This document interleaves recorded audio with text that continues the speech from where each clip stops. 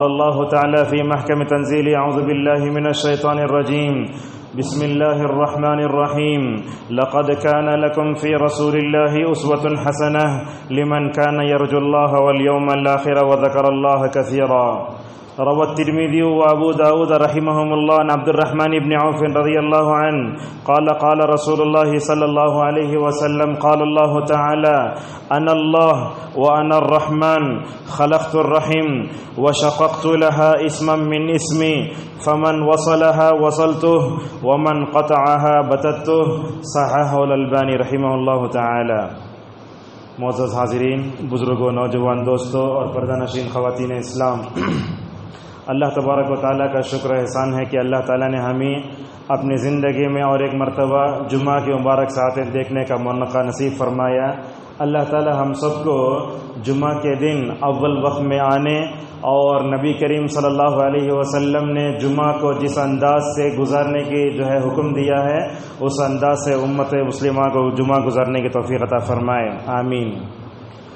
خطبہ مسونہ کے بعد سورہ احزاب کی ایک مشہور آیت پڑھی. اللہ تبارک و تعالی غزوہ خندق کا ذکر کرنے کے بعد مومنوں سے فرماتا ہے کہ اے مومنوں کی جماعت، رسول اللہ صلی اللہ علیہ وسلم کی ذات گرامی میں تمہارے لیے بڑا بہترین اسوہ ہے. اور اس کے بعد میں نے ایک حدیث پڑھی. حضرت عبد الرحمن ابن عوف رضی اللہ عنہ کہتے ہیں کہ رسول اکرم صلی اللہ علیہ وسلم نے فرمایا، اللہ تعالیٰ فرماتا ہے میں اللہ ہوں، میں الرحمن ہوں، میں نے رشتہ داری کو پیدا کیا ہے اور میرے رحمت میں سے میں نے اس کا نام نکالا ہے. جو رشتہ داری کو جوڑے گا میں اس کو جوڑوں گا اور جو اس کو کاٹے گا میں اس کو ہمیشہ کے لیے کاٹ کر رکھ دوں گا. یہ ترمذی ابو داود کی روایت ہے جس کو علامہ البانی رحمہ اللہ نے صحیح قرار دیا ہے. معزز حاضرین، آج کے خطبے میں ہم آپ کے سامنے جس موضوع سے متعلق کچھ باتیں رکھنے جا رہے ہیں وہ یہ ہے کہ نبی کریم صلی اللہ علیہ وسلم رشتہ داروں کے حقوق کو کیسے ادا کرتے تھے. صلہ رحمی کا آپ نے حکم دیا تو تطبیقی اور عملی طور پر آپ صلی اللہ علیہ وسلم نے اس پر کیسے عمل فرمایا. معزز حاضرین، ایمان کے 6 ارکان ہیں. ان ارکان میں ایک رکن ہے نبیوں پر ایمان لانا. تو ہمارا ایمان ہے رسول اللہ صلی اللہ علیہ وسلم پر. ہم آپ پر ایمان لائے. اس ایمان لانے کا تقاضا یہ ہے کہ زندگی کے ہر موڑ پر ہم آپ کو مکمل آئیڈیل نمونہ بنائیں. اگر کوئی آدمی نبی کریم صلی اللہ علیہ وسلم کو نمونہ بنائے بغیر دوسرے کسی اور کو دنیا میں نمونہ بنائے گا یا اللہ کے نبی کی زندگی کو ہلکی نگاہوں سے دیکھے گا تو اس کا اسلام خطرے میں پڑ سکتا ہے. معزز حاضرین، ہم آپ کے سامنے ایک بات بتا کے اپنی بات کو آگے بڑھاتے ہیں. سورہ فاتحہ ہم دن میں کم از کم فرض نمازوں میں 17 مرتبہ پڑھتے ہیں. الحمدللہ رب العالمین الرحمن الرحیم. یہ الرحمن الرحیم جو بھی بندہ پڑھتا ہے اسے یہ سمجھ لینا چاہیے کہ یہ جو رشتہ داری ہے جس کو عربی میں صلۃ الرحیم کہتے ہیں، یہ اللہ تعالیٰ کے الرحمن اور رحیم سے بنی ہے. میں تو سمجھتا ہوں جو بندہ سورہ فاتحہ میں ان 2 ناموں کو پڑھ لے گا زندگی میں وہ کبھی رشتہ داری کو نہیں توڑے گا. لیکن جو بندہ ان 2 ناموں کو پڑھتا نہیں، سمجھتا نہیں، وہی رشتہ داری کو توڑتا ہے. دیکھیے اس حدیث میں اللہ کے نبی صلی اللہ علیہ وسلم نے کیا فرمایا. کہا اللہ تعالیٰ نے حدیث قدسی میں اللہ ہوں، میں ہی رحمان ہوں اور میں نے ہی رشتہ داری کو پیدا کیا ہے. یہ رشتہ داری جو ہے اللہ تعالیٰ کے الرحمان اور الرحیم کی رحمت کا ایک حصہ ہے. اللہ تعالیٰ خود فرماتا ہے میں نے اپنے نام الرحمان سے الرحیم سے اس کو نکالا ہے. جو رشتہ داری کو جوڑے گا میں اس کو جوڑوں گا اور جو اس کو کاٹے گا میں اس کو کاٹ دوں گا. معزز حاضرین، اللہ تعالیٰ کی ذات الرحمن ہے، اللہ تعالیٰ کی ذات الرحیم بھی ہے. مگر یہ بات بھی ہم جان لیں کہ اللہ تعالیٰ نے سورہ توبہ کے آخری میں نبی کریم صلی اللہ علیہ وسلم کو 2 نام سے موسوم فرمایا. کیا نام ہیں؟ اللہ تبارک و تعالیٰ نے کہا لَقَدْ جَاءَكُمْ رَسُولٌ مِّنْ أَنفُسِكُمْ عَزِيزٌ عَلَيْهِ مَا عَنِتُّمْ حَرِيصٌ عَلَيْكُمْ بِالْمُؤْمِنِينَ رَءُوفٌ رَحِيمٌ. اللہ تعالیٰ نے کہا نبی کریم صلی اللہ علیہ وسلم رؤوف بھی ہیں، رحیم بھی ہیں. لیکن ذرا غور سے سنیے، اللہ تعالیٰ کا نام الرحیم ہے مگر نبی کریم صلی اللہ علیہ وسلم کا نام رحیم بھی ہے، رؤوف بھی ہے. علامہ سعدی رحمہ اللہ اس آیت کی تفسیر میں کہتے ہیں رسول اکرم صلی اللہ علیہ وسلم ساری دنیا والوں کے لیے رحمت للعالمین بنا کر بھیجے گئے تھے۔ آپ کے اندر جو رحمت تھی، آپ کے دل میں رحمت کا جو ڈھانٹے مارتا ہوا سمندر تھا، میں تو کہتا ہوں دنیا کے کسی آدمی کے دل میں وہ جذب رحم پیدا نہیں ہو سکتا جو جناب محمد رسول اللہ صلی اللہ علیہ وسلم کے دل میں تھا۔ بلکہ علامہ سعدی تو کہتے ہیں ایک باپ اپنے بچوں پر جتنا رحم کرتا ہے، اللہ کے نبی صلی اللہ علیہ وسلم اس سے زیادہ کہیں اپنی امت پر مہربان تھے۔ علامہ ابن الجوزی رحمہ اللہ ابن عباس رضی اللہ عنہما کا یہ قول ذکر کرتے ہیں، اللہ تعالیٰ نے رسول اکرم صلی اللہ علیہ وسلم کو اپنے ناموں سے دو نام رکھا۔ اللہ کا نام الرؤوف ہے تو نبی کا رؤوف بتایا، اللہ کا نام الرحیم ہے تو اللہ تعالیٰ نے رسول اکرم صلی اللہ علیہ وسلم کا نام رحیم بتایا۔ معزز حاضرین، سورۃ الانبیاء میں اللہ تبارک و تعالیٰ نے کئی نبیوں کا تذکرہ فرمایا۔ چونکہ آپ صلی اللہ علیہ وسلم آخری نبی ہیں، لہذا سورت کے آخری میں فرماتا ہے وَمَا أَرْسَلْنَاكَ إِلَّا رَحْمَةً لِّلْعَالَمِينَ، کہا کہ اے اللہ کے نبی، ہم نے آپ کو ساری دنیا والوں کے لیے رحمت بنا کر بھیجا ہے۔ آپ کی رحمت صرف انسانوں کے لیے نہیں بلکہ ہر چرند پرند کے لیے نبی کریم صلی اللہ علیہ وسلم رحیم تھے۔ معزز حاضرین، رشتہ داری کو جوڑنا اسلام میں فرض ہے۔ رشتہ داری ایک مستقل نیکی ہے۔ اللہ تبارک و تعالیٰ نے کئی آیتوں میں اس کی طرف اشارہ فرمایا، مگر ان تمام کو چھوڑ کر ہم آپ کے سامنے حدیثیں بیان کرتے ہیں۔ اللہ کے نبی صلی اللہ علیہ وسلم دنیا میں کیوں آئے تھے یہ بات تو آپ جانتے ہیں۔ بخاری کھولیے، اس میں ہرقل یہ جو ہے بادشاہ ہے، وہ ابو سفیان سے پوچھتا ہے، حالانکہ ابو سفیان اس وقت تک ایمان نہیں لائے تھے، تمہارا محمد بھتیجا تم کو کن باتوں کا حکم دیتا ہے؟ ابو سفیان رضی اللہ عنہ اس وقت حالت کفر میں تھے، کیا جواب دیتے ہیں؟ دیکھو، یأمرنا بالصلاۃ والصدقۃ والعفاف والصلہ، اللہ کے نبی محمد صلی اللہ علیہ وسلم ہم کو نماز پڑھنے کا حکم دیتے ہیں، ہم کو صدقہ کرنے کا حکم دیتے ہیں، ہم کو پاک دامنی کا حکم دیتے ہیں، اور ہم کو صلہ رحمی پر بھی ابھارتے ہیں۔ تو اس کا مطلب کیا سمجھ میں آیا؟ رسول اکرم صلی اللہ علیہ وسلم دنیا میں جہاں توحید کے جھنڈے کو بلند کرنے کے لیے آئے تھے، وہیں آپ صلی اللہ علیہ وسلم رشتوں ناتوں کو جوڑنے کے لیے بھی آئے تھے۔ چنانچہ آپ صلی اللہ علیہ وسلم نے رشتوں ناتوں کو جوڑا، اس کا تقدس بتایا، اس کی باریکیوں سے لوگوں کو آگاہ فرمایا۔ اور ایک دیکھیے، حضرت ابو ایوب انصاری رضی اللہ عنہ رسول اللہ صلی اللہ علیہ وسلم کے پاس جاتے ہیں، کہتے ہیں یا رسول اللہ، آپ ایسا عمل بتائیے جس کو کر کے میں جنت الفردوس کا مستحق بن جاؤں۔ اللہ کے نبی صلی اللہ علیہ وسلم نے اس موقع پر کئی جملے بتائے، کئی راستے بتائے۔ آپ نے اس موقع پر کہا صلۃ الرحیم، ابو ایوب اگر جنت میں جانا چاہتے ہو تو رشتہ داروں کے حقوق کو ادا کرو، اگر جنت میں جانا چاہتے ہو تو صلہ رحمی کرو۔ بلکہ آپ صلی اللہ علیہ وسلم نے بخاری کی حدیث میں کہا من کان یؤمن باللہ والیوم الآخر فلیصل رحمہ، اللہ پر ایمان لانے والا، آخرت پر ایمان لانے والا، ان دونوں پر ضروری ہے کہ وہ صلہ رحمی کرے۔ بڑا غور سے سنیے نقطہ، اللہ کے نبی صلی اللہ علیہ وسلم نے کیا فرمایا؟ اللہ پر ایمان لانے والا رشتہ داری کو جوڑے۔ کیا مطلب ہے؟ جو بندہ اللہ کے الرحیم اور رحمان ہونے پر ایمان لاتا ہے وہی رشتہ داری جوڑتا ہے۔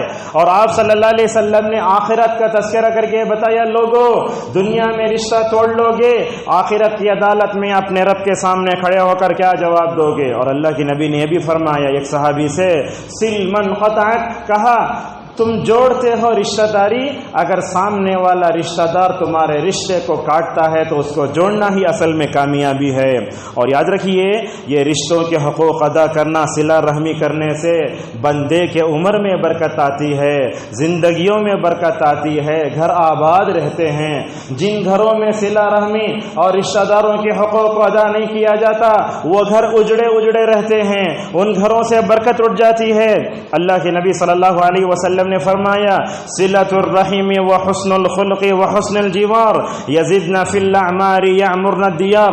آپ نے فرمایا اپنے گھروں میں برکت چاہتے ہو، اپنی تجارت میں، اپنے عمروں میں برکت چاہتے ہو تو تین چیزوں پر توجہ دو۔ آپ نے کہا رشتہ داری کو جوڑو، دوسرا یہ ہے کہ اچھے اخلاق سے رہو، اور تیسرا یہ ہے کہ پڑوسی سے اچھا سلوک کرو۔ اگر یہ تم تین کام کرو گے تمہاری عمر میں برکت ہوگی اور تمہارے گھر آباد رہیں گے۔ نبی کریم صلی اللہ علیہ وسلم سے پوچھا گیا یا رسول اللہ کے پاس کون سا عمل افضل ہے؟ حالانکہ اللہ کے نبی کیا کرتے، مختلف موقعوں پر مختلف صحابہ کو مختلف جواب دیتے. کبھی آپ فرماتے نماز پڑھنا، کبھی فرماتے جہاد کرنا، کبھی فرماتے والدین کا حق ادا کرنا. مگر اس حدیث میں اللہ کے نبی صلی اللہ علیہ وسلم نے فرمایا اللہ کے پاس سب سے افضل اگر کوئی ہے تو اللہ پر ایمان لانا ہے، اس کے بعد صلہ رحمی رشتہ داروں کے حقوق کو ادا کرنا ہے، اور تیسرا ہے معروف کا حکم کر دینا. معزز حاضرین، یہ چند حدیثیں تھیں، ورنہ کتب احادیث میں ایسے کتنے حدیثیں، ہزاروں حدیثیں ہیں جس میں اللہ کے نبی صلی اللہ علیہ وسلم نے امت کو رشتہ داروں کے حقوق کو ادا کرنے اور اس کو اچھے طریقے سے انجام دینے کا حکم دیا. اسی لیے ان تمام احادیث کو رکھ کر علماء کہتے ہیں جیسے نماز پڑھنا واجب ہے ویسے رشتہ داروں کے حقوق کو ادا کرنا واجب اور ضروری ہے. اللہ نے حکم دیا وَآتِ ذَا الْقُرْبَى حَقَّهُ وَالْمِسْكِينَ وَابْنَ السَّبِيلِ. ایک طرف تو یہ ہمیشہ کیا ہوتا ہے، ہم ایک چیز ہوتی ہے تو ایک رخ دیکھ لیتے ہیں لیکن پیچھے کا رخ کون دیکھنا. حضرت جبیر بن مطعم رضی اللہ عنہ کہتے ہیں نبی کریم صلی اللہ علیہ وسلم نے فرمایا لا يدخل الجنة قاطع. قال سفیان قاطع رحم. کہا دیکھو کتنی خطرناک حدیث ہے، کتنی وعید ہے. کہا رشتہ دار کو کاٹنے والا جنت میں نہیں جائے گا. اللہ اکبر. اور یہ حدیث سنیے، ہم جو عمل کرتے ہیں یہ ہمارے اعمال کی ویکلی رپورٹ جمعرات کو اللہ کے سامنے پیش کی جاتی ہے. ذرا غور سے سنیے حدیث، یہ ہر جمعرات کے دن اللہ کے پاس ہمارے اعمال کی ویکلی رپورٹ پیش کی جاتی ہے. اللہ کے نبی صلی اللہ علیہ وسلم فرماتے ہیں اللہ تعالیٰ ہر انسان کے عمل کو قبول کرتا ہے، قبول کر لیتا ہے، مگر آپ نے فرمایا جو رشتہ داری کو کاٹتا ہے اس کا عمل قبول نہیں ہوتا. اللہ اکبر. کتنی بڑی وعید ہے اس میں. اگر جمعرات کو ہمارا عمل قبول نہ ہو تو ہفتہ بھر عمل کر کے فائدہ کیا ہے؟ لہذا ہم رشتہ دار کو ہرگز نہ کاٹیں. اور آپ دیکھیں اللہ کے نبی صلی اللہ علیہ وسلم سے پہلے بھی جتنے انبیاء دنیا میں تشریف لائے ہر نبی نے اپنی قوم کو جس بات پر ابھارا اس پر کر کے بتایا. کبھی کیا ہوتا ہے انسان بولتا ایک ہے کرتا ایک ہے. انبیاء ویسے نہیں تھے، جو بات بولتے کر کے بتاتے. شعیب علیہ السلام کو دیکھو کیا کہتے ہیں وما اريد ان اخالفكم الى ما انهاكم عنه. لوگو اے میری قوم جس سے میں تم کو روک رہا ہوں کبھی وہ کام نہیں کروں گا. اور یہ صلہ رحمی رشتہ داروں کو جوڑنا یہ اللہ کے نبی صلی اللہ علیہ وسلم کی امت کے ساتھ خاص نہیں ہے. اس سے پہلے بھی نبیوں نے اپنی اپنی امتوں کو صلہ رحمی کی طرف ابھارا. سورہ بقرہ پڑھیے. اللہ تبارک و تعالیٰ نے بنی اسرائیل سے عہد لیا. کن باتوں کا عہد لیا؟ پہلا عہد یہ تھا اللہ کے علاوہ کسی کی عبادت نہیں کرنا. دوسرا عہد یہ تھا رشتہ داروں کے حقوق کو مکمل طور پر ادا کرنا. تو معلوم یہ ہوا صلہ رحمی کرنا، رشتہ داروں کو جوڑنا یہ نبیوں کی عادت ہوتی ہے. ابراہیم کو دیکھو اپنے کافر باپ سے کیسے بات کرتے ہیں یا ابتی یا ابتی، اے میرے ابا جان، اے میرے ابا جان. آج کل ہمارے گھروں میں حال کیا ہے، ہم اپنے مسلمان باپ سے ایسے بات کرتے ہیں گویا وہ جو ہے باس ہے. ہم اپنے ماں باپ سے کیسے بات کرتے ہیں ہماری ماں گویا معاشرے کی کوئی ادنا سی عورت ہے. یہ ابراہیم اولوالعزم پیغمبر ہو کر اپنے کافر باپ سے کیسے بات کرتے ہوئے نظر آتے ہیں. دیکھو ابراہیم علیہ السلام کو اپنی بیوی بچوں کی فکر کیسے. آج کل ہوتا کیا ہے شادی ہونے کے بعد نہ باپ بیٹے کو دیکھتا، بیٹی کو دیکھ لیا تو دیکھ لیا مگر بیٹوں کو نہیں دیکھتا. یہ دیکھو ابراہیم علیہ السلام نماز فجر پڑھتے سیریا میں، نماز فجر پڑھتے سیریا میں، اس کے بعد براق نامی جانور پر سوار ہو کر مکہ پہنچتے. مکہ سے یہ سیریا تقریباً 2500 کلومیٹر کی دوری پر واقع ہے. براق پر سوار ہوتے، براق جانور جانتے نا تیز دوڑنے والا جانور، اس پر سوار ہو کر مکہ پہنچتے. شادی کے بعد بھی حضرت ابراہیم اسماعیل علیہ السلام کے حالات کو جان رہے ہیں. آج کل کیا بولتے والدین، دیکھو بیٹا شادی کر کو دیا لے تم اپنے پیروں پہ کھڑے ہو جاؤ. یہ بات صحیح نہیں ہے. شادی کے بعد بھی اپنے بچوں کی، اپنے بچیوں کی نگرانی کرنا. ہمارے معاشرے میں بیٹی داماد کو دیکھ لیتے ہیں مگر بیٹے بہو کو جاؤ جھڑ کے ایسے بٹھا لو، ایسے الفاظ بولتے. یہ غلط بات ہے. ابراہیم علیہ السلام جا کے شادی کے بعد بھی اپنے بیٹے اپنے بہو کی خبر گیری کرتے. ایسے ہی ہوا ایک دن جا کر باہر کھڑے ہو کر اپنے بہو سے پوچھنے لگے. بہو کو معلوم نہیں کہ یہ میرا سسر ہے. کہا تمہارے پاس کیا ہے؟ بولے ہمارے پاس کچھ بھی نہیں ہے. اللہ اکبر. یہ شکر گزار نبی کے گھر میں ناشکری بہو آتی تو اللہ تعالیٰ کو پسند آ سکتا ہے؟ حضرت ابراہیم نے کہا دیکھو تمہارے بیٹے بھی نہیں بولے ایسے تم اسماعیل آئے تو یہ بولو. ایک بزرگ آ کر گئے سلام بولے اور بولا گھر کی دہلیز بدل لو. یہ گھر کی دہلیز بدلنے سے مراد جو ہے بیوی کو بدلنا تھا. حضرت اسماعیل نے وہ اشارہ سمجھ لیا. بعد میں دوسری شادی کی. ابراہیم دوبارہ آئے, آ کر بہو سے پوچھنے لگے تمہارے گھر میں کیا ہے؟ تو بہو نے کہا ہمارے گھر میں گوشت بھی ہے پانی بھی. اللہ اکبر. ابراہیم علیہ السلام کو کتنا دل کو اچھا لگا ہوگا. میں شکر گزار, میرا بیٹا شکر گزار, میرے گھر میں آنے والی بہو بھی شکر گزار ہوئی. اس موقع پر حضرت ابراہیم علیہ السلام نے اللہ تبارک و تعالیٰ کا شکر ادا کیا. اسی کہتے ہیں صلہ رحمی. اور اس طریقے سے آپ دیکھیے حضرت موسیٰ علیہ السلام اپنے سسرال والوں کو کیسے احسان کرتے ہیں. حضرت موسیٰ وہ ندی کے پاس وہ چشمے کے پاس پہنچتے ہیں, ڈھکن ہٹاتے ہیں, 2 لڑکیوں کو پانی پلاتے ہیں. ماشاء اللہ وہ نیک باپ کیسے تھا. وہ نیک باپ ایسے تھا موسیٰ علیہ السلام کو اپنے گھر کا داماد بناتا ہے اور بولتا ہے لا تخف, ڈرنے اور ٹینشن لینے کی ضرورت نہیں ہے. تو اس طریقے سے معلوم ہوتا ہے انبیاء علیہ الصلوۃ والسلام بھی صلہ رحمی بڑے اچھے انداز سے کرتے تھے. اب آئیے ہم آپ صلی اللہ علیہ وسلم رشتہ داروں کے حقوق ادا کیسے کرتے تھے ہم آپ کو بتاتے ہیں. دیکھیے اللہ کے نبی صلی اللہ علیہ وسلم کی مکے کی 40 سالہ زندگی کیسے گزری آپ جانتے ہیں. اللہ کے نبی صلی اللہ علیہ وسلم نے سب سے پہلے شادی کی حضرت خدیجہ رضی اللہ عنہا سے. یہ خدیجہ وہ آپ کی واحد بیوی ہیں. 25 سال تک آپ نے اس بیوی کے ساتھ زندگی گزاری اور جب تک کہ زندہ رہی آپ صلی اللہ علیہ وسلم نے دوسری شادی نہیں کی. اور اللہ کے نبی صلی اللہ علیہ وسلم خدیجہ سے بے حد پیار کرتے تھے. کبھی کبھی تو کہتے میں اللہ تعالیٰ نے خدیجہ کی محبت میرے دل میں ڈال دی ہے. دیکھیے پہلی وحی آئی جانتے ہیں حضرت غار حرا میں اللہ کے نبی صلی اللہ علیہ وسلم نبوت کا بار گراں لے کر واپس آئے. ڈرتے ڈرتے نبی کریم صلی اللہ علیہ وسلم کو بخار آ گیا ہے. کہنے لگے خدیجہ مجھے ایسے لگ رہا ہے کہ میں جو ہے کیا ہو جاؤں گا, ہلاک ہو جاؤں گا. اس موقع پر دیکھو آج کل بھی ہماری عورتیں اپنے شوہروں کو ٹینشن زیادہ دیتی ہیں اور تسلی کم دیتی ہیں. یہ ماں خدیجہ کے اس تسلی کے الفاظ پر قربان جاؤ. کیا کہنے لگی یا رسول اللہ تعالیٰ آپ کو ہرگز ضائع نہیں کرے گا. پہلا جو جملہ کہا انک لتصل الرحیم. اے اللہ کے نبی صلی اللہ علیہ وسلم اللہ تعالیٰ نے آپ کے اندر بڑی خوبیاں رکھی ہیں. آپ کی سب سے بڑی خوبی یہ ہے کہ آپ رشتہ داروں کے حقوق کو ادا کرتے ہیں. دیکھو دنیا میں شوہر کے بارے میں زیادہ جاننے والے اس کے ماں باپ نہیں ہوتے. یہ بیوی کے بارے شوہر کے بارے میں زیادہ جاننے والی بیوی ہوتی ہے. یہ خدیجہ کی شہادت دیکھو. رسول اکرم صلی اللہ علیہ وسلم کے بارے میں بڑے بہترین انداز ذکر فرمایا. اور آپ دیکھیں اللہ کے نبی صلی اللہ علیہ وسلم جب تک مکے میں رہے اپنے کافر رشتہ داروں کے ساتھ بھی اچھا سلوک کرتے رہے. کیسے کیسے نہیں ستایا ابو جہل نے اور ابو لہب نے, آپ کے چچاؤں نے, آپ کے پتہ نہیں کتنے رشتہ داروں نے, آپ کے قبیلے نے, کنبے والوں نے کتنی تکلیفیں دیں, مگر نبی کریم صلی اللہ علیہ وسلم بڑا صبر کرتے رہے. کبھی تو صفا کی پہاڑی پر کھڑے ہو کر یہ کہتے ہوئے نظر آتے ہیں یا ایھا الناس قولوا لا الہ الا اللہ تفلحوا تملک العرب والعجم. اے لوگو لا الہ الا اللہ پڑھ لو تم کامیاب ہو جاؤ گے دنیا میں اور عرب و عجم تمہارے سامنے گھٹنے ٹیکنے پر مجبور ہو جاؤں گے. اللہ کے نبی کھڑے ہو کر سب کے سامنے دعوت دے رہے ہیں. سننے والوں میں ابو لہب کھڑا ہے. کیا بولا معلوم؟ محمد یہ بولنے کے لیے تو جمع کیا تو ہلاک ہو جا, اور بولا ہلاک ہو جا تو ایسے انگلی بتایا. علماء بولتے جو انگلی رسول اللہ صلی اللہ علیہ وسلم کی طرف اٹھی اور جس نے نبی کی ہلاکت کے لیے دعا دی اللہ تعالیٰ نے اس کو ہمیشہ کے لیے ہلاک کر کے رکھ دیا. اور اللہ تبارک و تعالیٰ نے کہا تبت یدا ابی لہب وتب. دیکھو نبی کی طرف انگلی اٹھایا, نبی کو گالی دا, رشتہ دار تھا. اور یاد رکھیے دنیا میں عام آدمی ظلم کرتا ہے تو وہ بات الگ ہے, مگر رشتہ داروں کا ظلم بڑا خطرناک ہوتا ہے. یہی تو بات کہی. اور اللہ کے نبی صلی اللہ علیہ وسلم نے مکی دور میں صلہ رحمی کرنے, رشتہ داروں کے حقوق کو ادا کرنے کے لیے اللہ کے نبی صلی اللہ علیہ وسلم نے مذہب اسلام کی کبھی بنیاد نہیں بنائی. یہ بات یاد رکھیں آپ.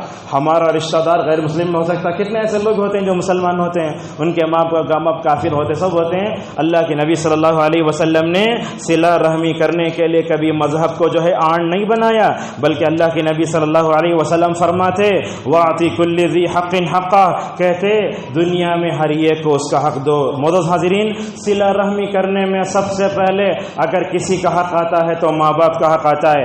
نبی کریم صلی اللہ علیہ وسلم کیا تھے؟ اللہ کے نبی اپنی ماں آمینہ کے پیٹ میں تھے، وہ والد کا سایہ سر سے اڑ گیا۔ جب آپ صلی اللہ علیہ وسلم 6 سال کے ہوئے آمینہ کا بھی انتقال ہو گیا۔ اللہ نے کہا الم یجدک یتیما فآوی ووجدک ضالا فہدی۔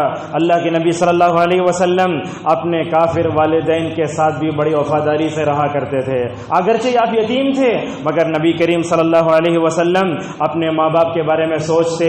اللہ تعالیٰ نے ان دونوں کو اسلام کی دولت نہیں دی مگر ہمیشہ اپنے جو ہے آمینہ کے احسانات کا بڑا لحاظ کرتے۔ دیکھیے مکے سے مدینہ آ رہے تھے، راستے میں اتفاقی طور پر آمینہ کی قبر آ گئی، راستے میں آمینہ کی قبر آ گئی۔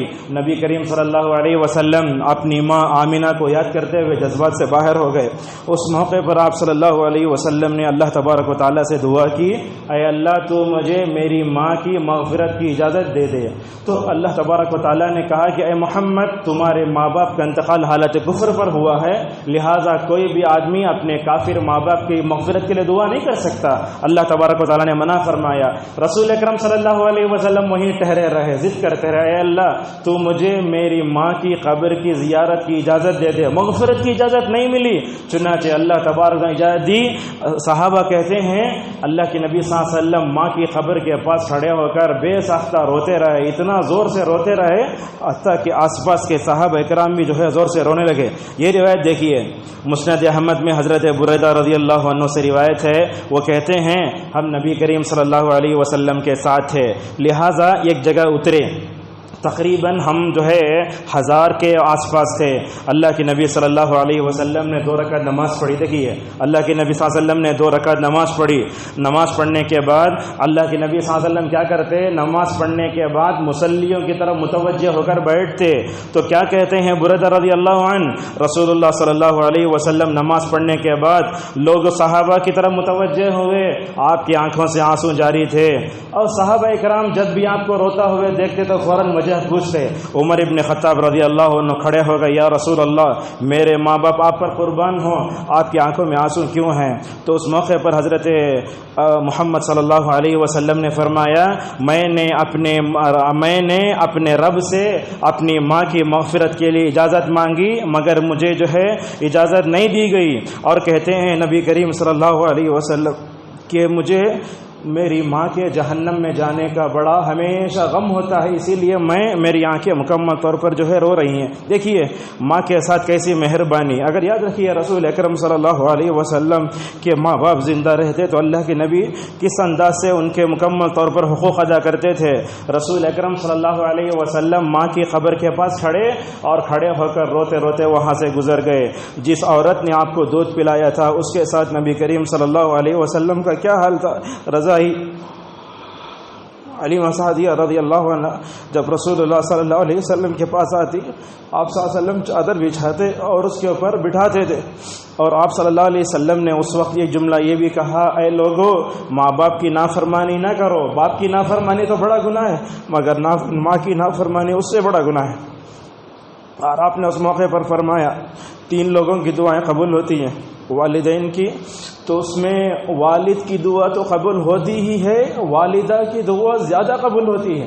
یہاں خواتین بھی ہیں، ان سے گزارش کروں گا اس حدیث کی روشنی میں اپنے بچوں پر کبھی بد دعا نہیں کرنا چاہیے، بلکہ اپنے بچوں کے حق میں ہمیشہ دعا کرتے رہنا چاہیے۔ ماں باپ کی جو دعا ہوتی ہے، خصوصاً ماں کی دعا بچوں کے مستقبل کو بناتی بھی ہے۔ حاضرین، نبی کریم صلی اللہ علیہ وسلم اپنے گھر والوں سے ہمیشہ اچھا سلوک کرتے تھے۔ ترمذی کی روایت ہے، آپ نے فرمایا خیرکم خیرکم لاہلی وانا خیرکم لاہلی، لوگوں تم میں سب سے بہتر وہ ہے جو اپنے بیوی بچوں سے اچھا سلوک کرے۔ اگر یہ دیکھنا چاہتے ہو تو مجھے دیکھ لو کہ میں کیسا سلوک کرتا ہوں۔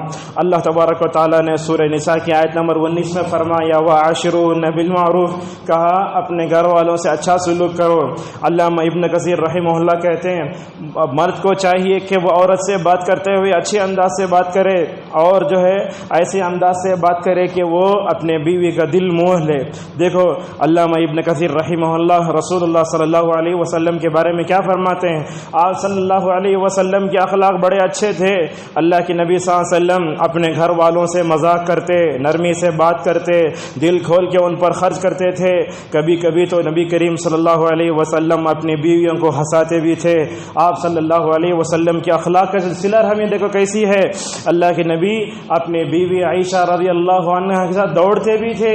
ایک مرتبہ دوڑ کر عائشہ جو ہے سامنے ہو گئیں، اللہ کے نبی پیچھے ہو گئے، اور ایک مرتبہ نبی کریم صلی اللہ علیہ وسلم نے فرمایا چلو عائشہ اور ایک مرتبہ دوڑ لگاتے ہیں۔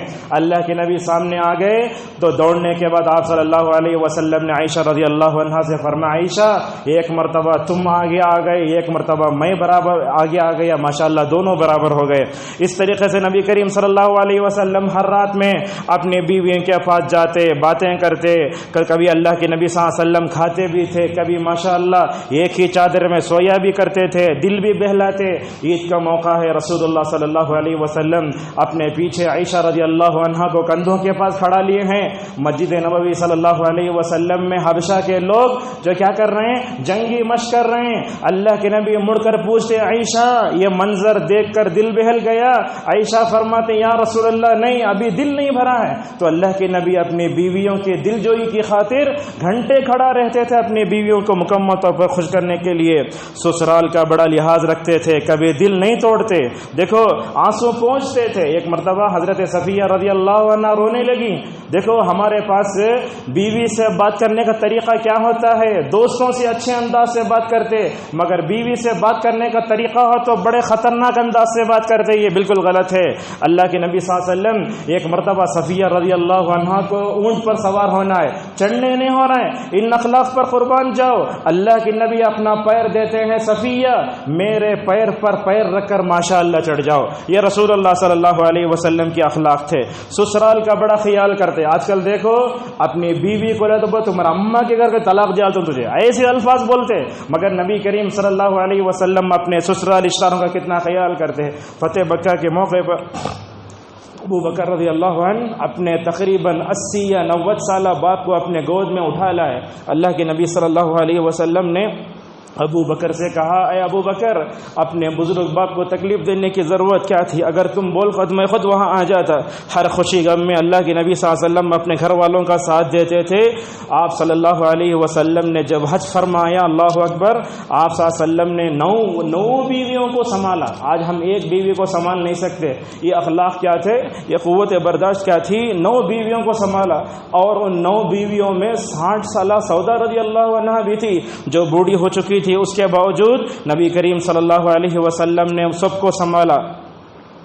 اور اسی طریقے سے اللہ کے نبی صلی اللہ علیہ وسلم اپنی بیٹیوں کے لیے داماد لاتے تو اچھے لاتے تھے۔ آج کل کیا ہو رہا ہے؟ داماد ہو ہیرو کی طرح، اگر بہو ہو ہیرونی کی طرح۔ یاد رکھو اگر اپنے بچوں کا خیر رکھنا چاہتے ہو حیا رکھنے والے دامادوں کو لاؤ۔ رسول اللہ صلی اللہ علیہ وسلم نے حضرت علی جیسے حیا رکھنے والے داماد کو چنا، اور حیا رکھنے والے عثمان کو چنا۔ اور اللہ اکبر، یہ عثمان کی حیا ایسی، ایک مرتبہ تو بیٹھے ہوئے اللہ کے نبی کی ران کھلی ہوئی ہے، ابو بکر بھی ہیں، عمر بھی ہیں، حضرت عثمان داخل ہونا چاہتے ہیں۔ اللہ کے نبی صلی اللہ علیہ وسلم نے عثمان کے آتے ہی اپنی چادر اپنے ران کو چھپا لیا۔ عائشہ رضی اللہ عنہا نے پوچھا یا رسول اللہ آپ کے پاس ابو بکر بھی تھے، عمر بھی تھے، لیکن آپ نے اپنی ران کو کھلا رکھا تھا، لیکن عثمان نے آتے ہی آپ نے اپنی ران کو کیوں بند کیا؟ تو اس موقع پر نبی کریم صلی اللہ علیہ وسلم نے فرمایا اے عائشہ میں اس شخص سے کیوں نہ شرماؤں جس سے فرشتے شرماتے تھے۔ اور اللہ کے نبی صلی اللہ علیہ وسلم صلہ رحمی، دیکھو کیسا صبر، کیسا قوت برداشت تھی۔ حضرت رقیہ کا انتقال ہو رہا ہے، تدفین ہو رہی، نبی غزوہ بدر میں شریک ہو کر اسلام کے غالب ہونے کے لیے مکمل طور پر کوشش کر رہے ہیں۔ اپنی اپنی جو ہے بیویوں کے ساتھ اپنے بیٹیوں سے کیسا پیار تھا رسول اللہ صلی اللہ علیہ وسلم کو فاطمہ بڑی چہیتی تھیں. اللہ کے نبی صلی اللہ علیہ وسلم فرماتے فاطمہ میری جگر کا ٹکڑا ہے, جس سے اس کو تکلیف ہوتی ہے اس سے مجھے بھی تکلیف ہوتی ہے. کب بھی سفر میں جاتے, سفر سے واپس آنے کے بعد سب سے پہلے بیویوں کے پاس جانے سے پہلے فاطمہ رضی اللہ عنہ کے پاس جاتے. فاطمہ بھی بہترین انداز سے نبی کریم صلی اللہ علیہ وسلم کا استقبال کرتی تھی, چادر بچھاتی, اللہ کے نبی صلی اللہ علیہ وسلم اپنی بیٹی فاطمہ کو چومتے, اس کے بعد مکمل طور پر بات کرتے. اور اللہ کے نبی صلی اللہ علیہ وسلم اپنی بیٹیوں کے ساتھ اچھا سلوک کرتے, نواز اچھا سلوک کرتے. ہمارے پاس کیا ہوتا, کیا کرتے, پوترا پوتروں کو دیکھ لیتے دادا دادی, اور وہ نانا نواسی کو دیکھ لیتے, نواسی نواسوں کو دیکھ لیتے. نہیں, یاد رکھیے پوتروں کو, پوتریوں کو, نواسوں کو, نواسیوں کو ایک ہی نظر سے دیکھنا چاہیے. اگر آپ گرا کر اٹھا کر دیکھتے ہیں تو میں سمجھتا ہوں یہ ظلم ہے. نواسوں کے ساتھ نبی کریم صلی اللہ علیہ وسلم کی محبت کیا, آپ صلی اللہ علیہ وسلم اپنے نوازوں سے حسن سلوک کرتے, محبت سے چومتے, ان کی تربیت فرماتے. یہ دیکھیے جمعہ کا موقع ہے, میں خطبہ دے رہا ہوں, اللہ کے نبی کبھی حسن کو لا کر ممبر پر بٹھا لیتے تھے. آج کل چھوٹے بچے محراب کے قریب ہے تو بھگا دیتے. یہ کیسا برداشت تھی اللہ کے نبی کو, حسن کو لا کر ممبر پر بٹھا لیتے, خطبہ دیتے ہوئے سامعین کی طرف ایک نظر دیکھتے اور ایک طرف حضرت حسن رضی اللہ عنہ کی طرف دیکھتے. نمازوں میں لے آتے, نمازوں میں اٹھاتے, غلط عادتوں سے روکتے, اور تکلیف اگر ہو تو بیماریوں میں اپنے بیٹیوں کو صبر کی تلقین بھی فرماتے. یہ بخاری کی روایت ہے, حضرت زینب رضی اللہ عنہا کی بیٹا بیمار ہو جاتا ہے, اور معلوم ہے آج کل تو اگر بچے تھوڑا بیمار ہو گئے تو ماں باپ کی نیند ہی اڑ جاتی ہے. حضرت زینب رضی اللہ عنہا نے نبی کریم صلی اللہ علیہ وسلم سے کہلا بھیجا, یا رسول اللہ میرا بیٹا بہت بیمار ہو چکا ہے, آپ ذرا آئیے. آپ نے کہا صبر کرو, صبر کرو. اب زیادہ طبیعت خراب ہو گئی تو بار بار بھیجنے لگی. اللہ کے نبی صلی اللہ علیہ وسلم اپنے کچھ صحابہ اپنے بیٹی گھر جاتے ہیں. بیٹی کے گھر کو جب جاتے ہیں تو وہاں جا کر نواسے کو اپنے ہاتھ میں لیتے ہیں. نواسے کو اپنے ہاتھ میں لیتے ہوئے روح نکل جاتی ہے. اللہ کے نبی صلی اللہ علیہ وسلم کی آنکھوں میں آنسو آتے ہیں, اور آپ صلی اللہ علیہ وسلم اپنی بیٹی زینب کو مکمل طور پر صبر کی تلقین کرتے ہیں. اور اس طرح دیکھو ماریہ قبطیہ سے جو بیٹا ابراہیم رضی اللہ عنہ جن کا 6 مہینے میں انتقال ہوا, جب تدفین ہو رہی ہے قبر کے بعد وہ بیٹھ کر نبی کریم صلی اللہ علیہ وسلم رو رہے ہیں, کہہ رہے ہیں اے ابراہیم دیکھو ہم اللہ تعالیٰ کی تقدیر سے راضی تو ہیں, مگر تمہارے دنیا کے اس طرح سے چھوڑ کر چلے جانے پر ہمیں غم بھی ہے. اللہ کے نبی صلی اللہ علیہ وسلم بیویوں کے ساتھ اسی طریقے سے بیٹیوں کے ساتھ, نواسوں کے ساتھ, حتیٰ کہ اپنے چچا کے ساتھ بھی مکمل طور پر اچھے انداز سے پیش آتے تھے. آپ صلی اللہ علیہ وسلم نے فرمایا چاچا باپ کے درجے میں آتا ہے, آپ نے فرمایا خالہ ماں کے درجے میں آتی ہے. یہ اسلام کی تعلیم دنیا کے کس مذہب میں ملے گی آپ کو؟ اس طریقے سے دیکھو حضرت عباس رضی اللہ عنہ مدینہ آئے تھے, تو مدینہ آئے تو موٹے تھے, کسی کی قمیص بنائی تو قمیص جو ہے مکمل نہیں ہو رہی ہے. منافقین کے سردار عبداللہ ابن ابی نے اپنی قمیص دی عباس کو. جب منافقین کے سردار کا انتقال ہوا تو اس کا بیٹا عبداللہ, وہ صحابی ہیں, وہ رسول اللہ صلی اللہ علیہ وسلم کے پاس آتے ہیں, کہتے ہیں یا رسول اللہ میرے باپ کا انتقال ہو چکا ہے, آپ قمیص دیجئے. تو اللہ کے نبی نے اپنے چچا کا احسان چکاتے ہوئے بھتیجا مکمل طور پر عبداللہ ابن ابی کو آپ صلی اللہ علیہ وسلم قمیص دیتے ہیں. اور اللہ کے نبی صلی اللہ علیہ وسلم جب بھی تکلیف آتی تو اپنے گھر والوں کا کیسا خیال کرتے. آج کل تو ہوتا کیا ہے, یہ بات بھی کئی خطبات میں نے آپ کے سامنے بتایا, آج کل ماحول ایسا ہے ساس کا انتقال ہوتا ہے, سسر کا انتقال ہوتا ہے, داماد جاتا نہیں ہے, نہ اپنے بیٹی کو نہ اپنی بیوی کو بھیجتا ہے. آج کل حال ایسے ہے. دیکھو رسول اللہ صلی اللہ علیہ وسلم کو آپ کے چچا زاد بھائی جعفر رضی اللہ عنہ یہ غزوہ موتا میں شہید ہو گئے تھے. ان کے چھوٹے چھوٹے بچے تھے. نبی کریم صلی اللہ علیہ وسلم کو جعفر بن ابی طالب رضی اللہ عنہ کی شہادت کا بڑا صدمہ ہوا.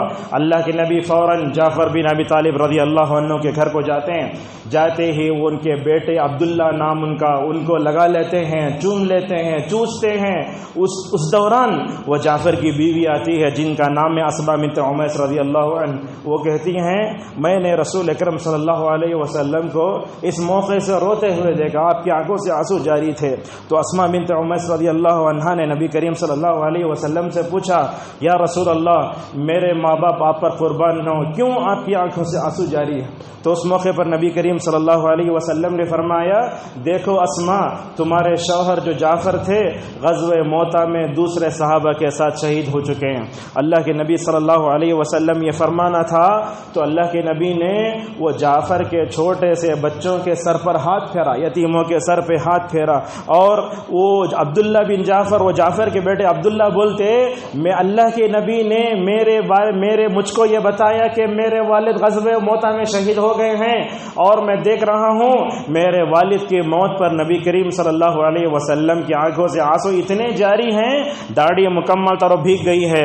اس موقع پر نبی کریم صلی اللہ علیہ وسلم نے کیا فرمایا، اے اللہ جعفر کی مغفرت فرما۔ دیکھو کیسے اپنے رشتہ دار مر گئے، ان کے حق میں کیسی دعا کرتے، اور آپ فرماتے اے اللہ یہ چھوٹے چھوٹے بچوں کو جعفر سے بہتر نیک والد عطا فرما۔ اس موقع پر آپ صلی اللہ علیہ وسلم نے بھی فرمایا، جعفر کے گھر میں مصیبت آئی ہے، دوسرے لوگوں کو کھانا پکا کر دینا چاہیے۔ آج کل ہوتا کیا ہے، جس گھر میں میت ہوتی ہے اس گھر میں لوگ بریانی پکاتے ہیں، ایسا نہیں ہونا چاہیے۔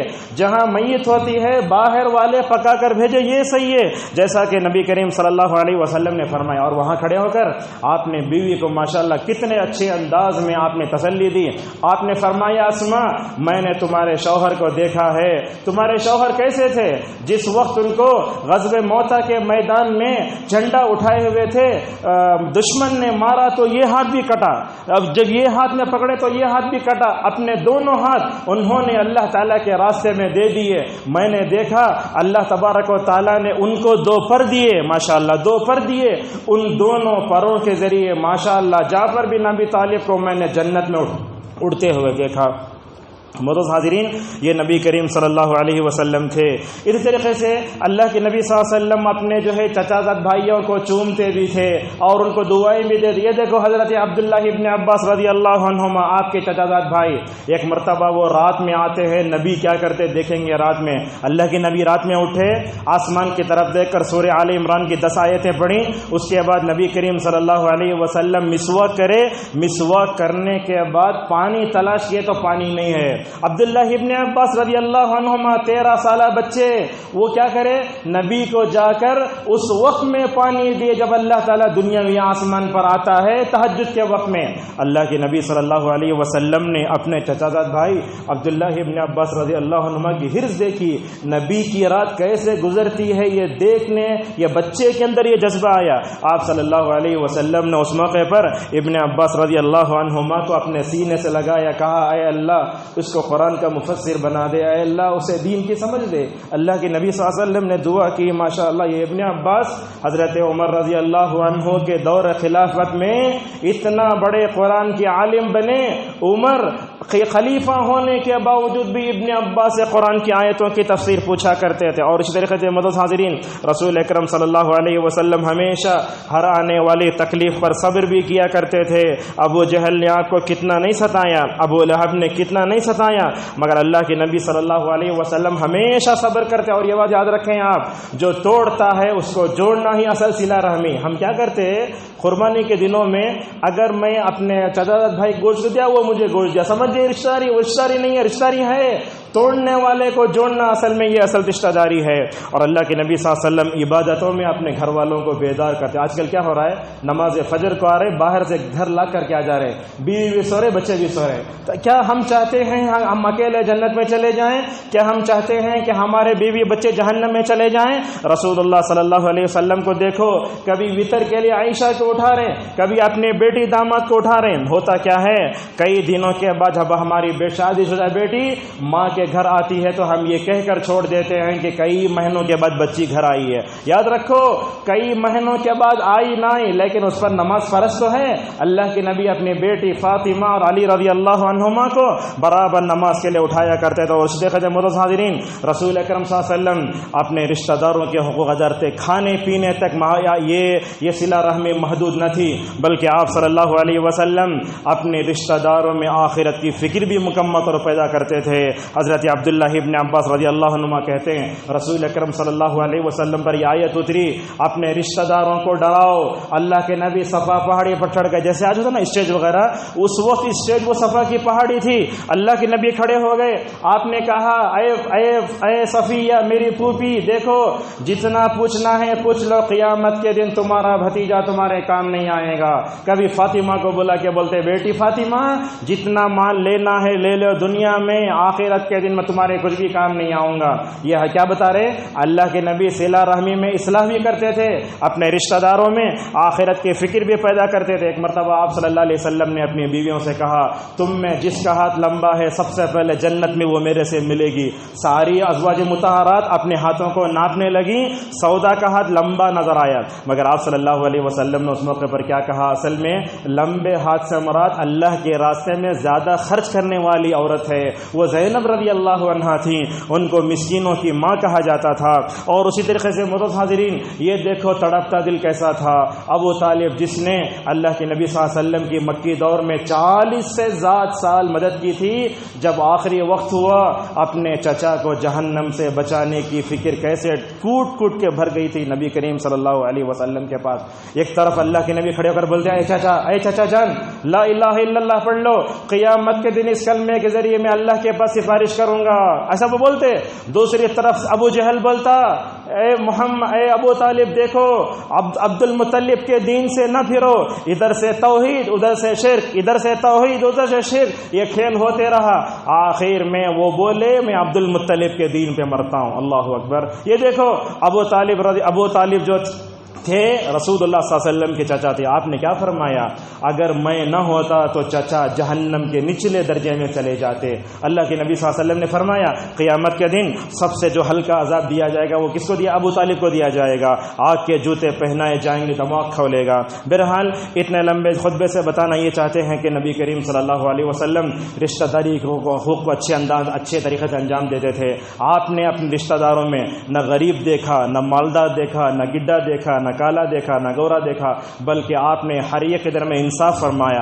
آج کل کیا ہو رہا ہے, اگر ہمارا مالدار رشتہ دار مرتا ہے تو ہم اس کے جنازے میں جاتے ہیں. اگر کوئی معمولی سا فقیر آدمی بھی اگر ہم کو اپنے رشتہ داروں میں نکاح کی دعوت دیتا ہے تو ہم اس کو گرا کر دیکھتے ہیں. یہ بات نہیں ہونا چاہیے. رشتہ داری کو جوڑو, اس میں غریبی کو, امیری کو, کالے کو, گورے کو کبھی نہیں دیکھنا چاہیے. اور یہ رشتہ داری کو جوڑنا ہمارے لیے بہت ضروری ہے. آج کے خطبے سے ہم یہ پیغام دینا چاہتے ہیں کہ رسول اکرم صلی اللہ علیہ وسلم بڑے اچھے اخلاق کے حامل تھے. آپ صلی اللہ علیہ وسلم نے صلہ رحمی کے بارے میں جو بھی تاکید کی امت پر اس پر مکمل طور پر عمل کرے. اور یہ بات یاد رکھیں, ہمارا معاشرہ آج اللہ کی رحمت سے محروم ہے. کیوں محروم ہے؟ اس کی وجہ یہ ہے کہ آج ہمارے معاشرے میں رشتوں ناتوں کو معمولی سمجھ کر چھوڑا جا رہا ہے. جس معاشرے میں رشتہ داروں کو جوڑا جائے گا وہی معاشرہ اللہ کی رحمت کا مستحق ہوگا. دیکھو نبی کا زمانہ کیسے رحمت آتی تھی آسمان سے, صحابہ کے زمانے کو دیکھو, تابعین کے زمانے کو دیکھو, اللہ کی رحمت برستی تھی. مگر آج ہم اپنے گھروں میں اپنی تجارت میں ہر جگہ بیٹھ کر اللہ کی رحمت کے منتظر ہیں. جو امت صلہ رحمی نہ کرے, رشتہ داروں کے حقوق کو ادا نہ کرے بلکہ توڑے, آسمان سے کیسے رحمت کی بارش ہو سکتی ہے.